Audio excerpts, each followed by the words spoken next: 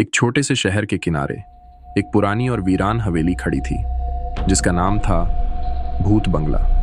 लोग कहते थे कि इस हवेली में कुछ पुराना और भयानक राज छुपा है। रात को अगर कोई वहां से गुजरता तो उसे अजीब सी आवाजें सुनाई देती थीं और फिर उनका कुछ पता नहीं चलता था। लेकिन एक दिन एक लड़का राहुल अपने दोस्तों संदीप और प्रिया के साथ उस हवेली में घुसने का फैसला करता है। उन्हें लगता है कि यह सिर्फ एक कहानी है, बस एक पुरानी कहानी जो कभी सच नहीं हो सकती। राहुल और उसके दोस्तों ने हवेली का दरवाजा खोला। जैसे ही उन्होंने अंदर कदम रखा, एक तेज हवा का झोंका उनके चेहरे पर पड़ा।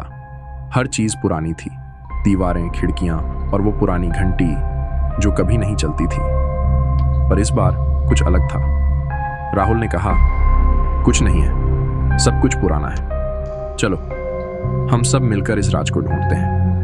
पर प्रिया और संदीप को कुछ समझ नहीं आ रहा था। उन्हें लग रहा था कुछ गलत हो रहा है। जब वे हवेली के अंदर और गहरे में गए तब उन्होंने देखा एक पुरानी तस्वीर थी। उस तस्वीर में एक औरत थी जो उन्हें देख रही थी। उसकी आंखों में कुछ था, कुछ अजीब था। प्रिया ने कहा, यह तस्वीर देखकर मुझे डर लग रहा है। राहुल ने कहा, तुम दोनों बस ज्यादा सोच रहे हो, ये सब पुरानी चीजें हैं, कोई बात नहीं। लेकिन क्या यह सच में पुरानी चीज थी? जब वे हवेली के अंदर और गहरे में गए तब उन्होंने देखा एक पुरानी तस्वीर थी। उस तस्वीर में एक औरत थी जो उन्हें देख रही थी। उसकी आंखों में कुछ था, कुछ अजीब था।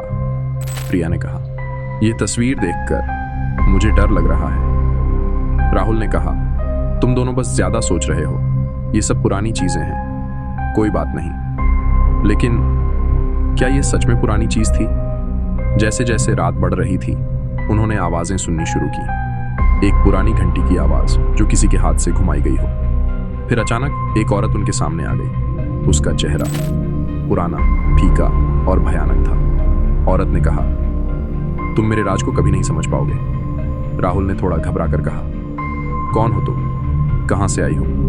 और वो औरत चुपचाप उनकी तरफ बढ़ती गई। उसकी मुस्कान में कुछ और था जो उन्हें रात भर सोचने पर मजबूर कर गया। राहुल ने कुछ देर के लिए सोचा, क्या यह सच में कोई भूत है? तभी औरत ने अपना राज खोला।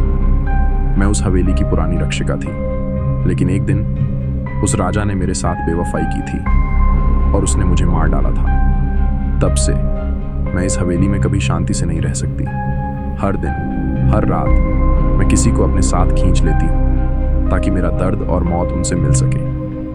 राहुल और उसके दोस्तों को समझ में आया कि वह औरत अब भी अपनी मौत के साथ जूझ रही थी और उसका राज सिर्फ उन्हीं पर था। और जब वह औरत राहुल के सामने आई तो राहुल ने उससे कहा, तुम्हें शांति चाहिए तो हम तुम्हें शांति देंगे। लेकिन एक ट्विस्ट था। राहुल को समझ में आया कि शांति देना सिर्फ उसकी मौत को रोकने वाला था। उस औरत को समझना और उसके साथ जिंदा रहना उनका काम था।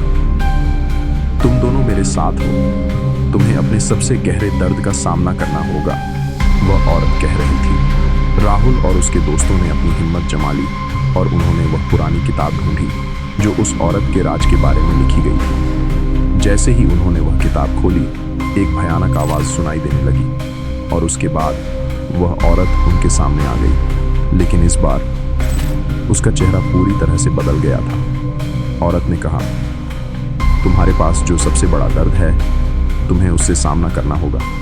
तुम दोनों को मेरे साथ फंसना होगा। राहुल ने अपनी जान की रक्षा के लिए अपने दोस्तों के साथ वह पुराना तलवार उठाया जिसे उन्होंने देखा था। राहुल और उसके दोस्तों ने अपने डर को अपने अंदर से निकालकर उस आत्मा को शांति देने का फैसला किया। लेकिन जैसे ही उन्होंने उस आत्मा को शांति देने की कोशिश की, वह औरत सभी को अपने अंदर समेट लेती है और हवेली के अंदर सब कुछ शांति से भर गया। आज भी भूत बंगला के अंदर राहुल और उसके दोस्तों के चेहरे ढूंढते हैं और वह औरत अपने दर्द भरे राज को उनमें से हर एक पर डालती है।